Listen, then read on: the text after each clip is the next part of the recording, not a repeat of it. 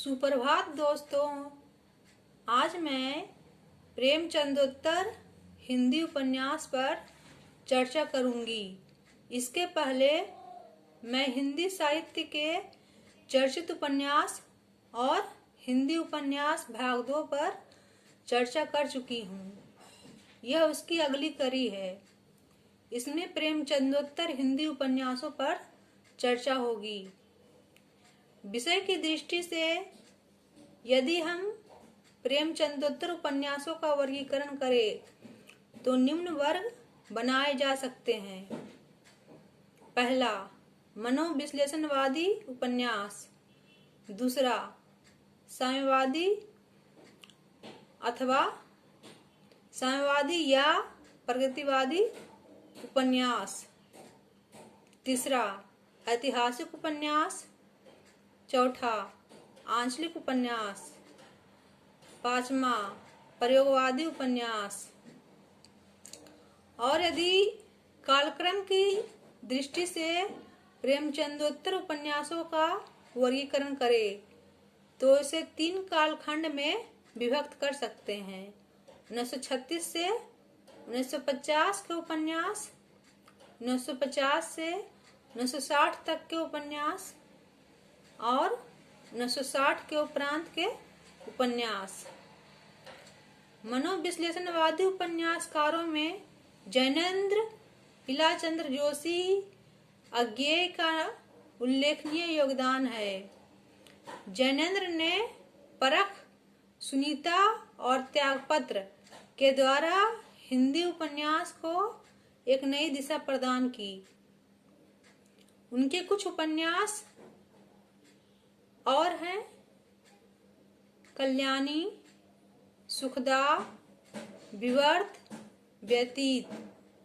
कल्याणी 1939 ईस्वी में प्रकाशित, सुखदा 1952 ईस्वी में, विवर्त 1953 ईस्वी में, व्यतीत 1953 ईस्वी में। त्यागपत्र में मृणाल के आत्मपीड़न के गाथा का मनोवैज्ञानिक चित्रण हुआ है। सुनीता में फ्रायड के सिद्धांतों के आलोक में हरि प्रसन्न के व्यवहार का चित्रण है। इलाचंद्र जोशी के प्रमुख उपन्यास हैं सन्यासी, पर्दे की रानी, प्रेत और छाया, निर्वासित, जिप्सी, जहाज का पंछी।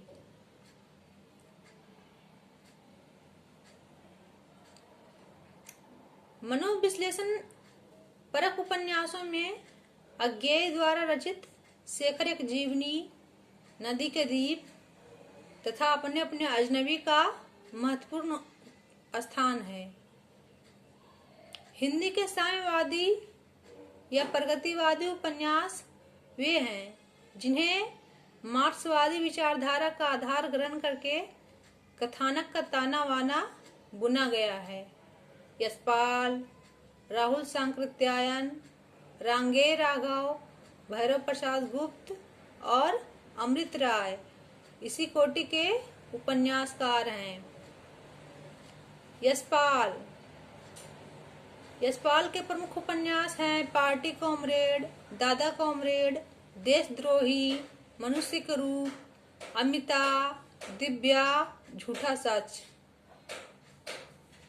भैरव प्रसाद गुप्त ने मसाल, सती मैया का चौरा आदि उपन्यासों में मार्क्सवादी चेतना का निरूपण किया। भगवती चरण वर्मा और अमृतलाल नागर इस युग के 2 महत्वपूर्ण उपन्यास लेखक हैं। भगवती चरण वर्मा के प्रसिद्ध उपन्यास हैं चित्रलेखा, भूले बिसरे चित्र, टेढ़े मेढ़े रास्ते, सामर्थ्य और सीमा, सभी नचावत, राम गोसाई। चित्रलेखा में पाप पुण्य की समस्या को प्रस्तुत किया गया है। अमृतलाल नागर ने बाकेमल, अमृत और विष, बूंद और समुद्र, महाकाल, शतरंज के मोहरे, सुहाग के नुपुर, मानस का हंस आदि अनेक उपन्यासों की रचना की है। मानस का हंस में गोस्वामी तुलसीदास और खंजन नयन में सूरदास की जीवनी है। हिंदी के ऐतिहासिक उपन्यासकारों में बाबू वृंदालाल वर्मा, चतुरसेन शास्त्री, हजारी प्रसाद द्विवेदी, राहुल सांकृत्यायन तथा रांगे राघव आते हैं। आचार्य हजारी प्रसाद द्विवेदी ने बाणभट्ट की आत्मकथा, चारुचंद्र लेख, पुनर्नवा, अथरैक्य आख्यान में इतिहास और कल्पना का सुंदर समन्वय किया है।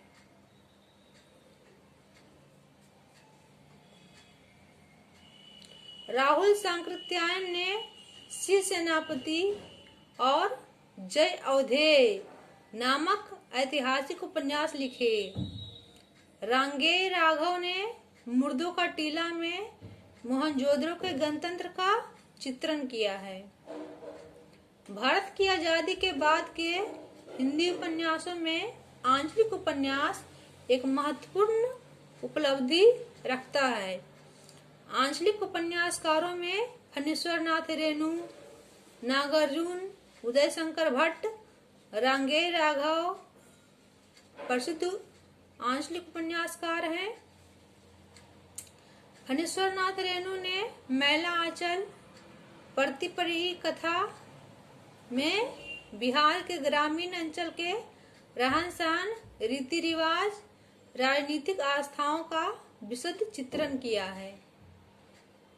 नागार्जुन की बलचनमा, रतिनाथ की चाची, बाबा बटेश्वर नाथ, दुखमोचन, वरुण के बेटे अत्यंत चर्चित हुई। उदय शंकर भट्ट की सागर लहरी और मनुष्य तथा रांगे राघव की कब तक पुकारूं प्रसिद्ध है। राही मासूम रजा की आधा गांव, रामदरस मिश्र की पानी के प्राचीर, हिमांशु श्रीवास्तव की रथ के पहिए, विवेकी राय की बबूल, शिव प्रसाद सिंह की अलग अलग बैतरनी ग्रामीण परिवेश को आधार बनाकर लिखा गया उपन्यास है। श्रीलाल शुक्लकृत राग दरबारी की कथा भूमि में शिवपालगंज की कहानी है। प्रयोगवादी उपन्यासों में मोहन राकेश की अंधेरे बंद कमरे, ना आने वाला कल,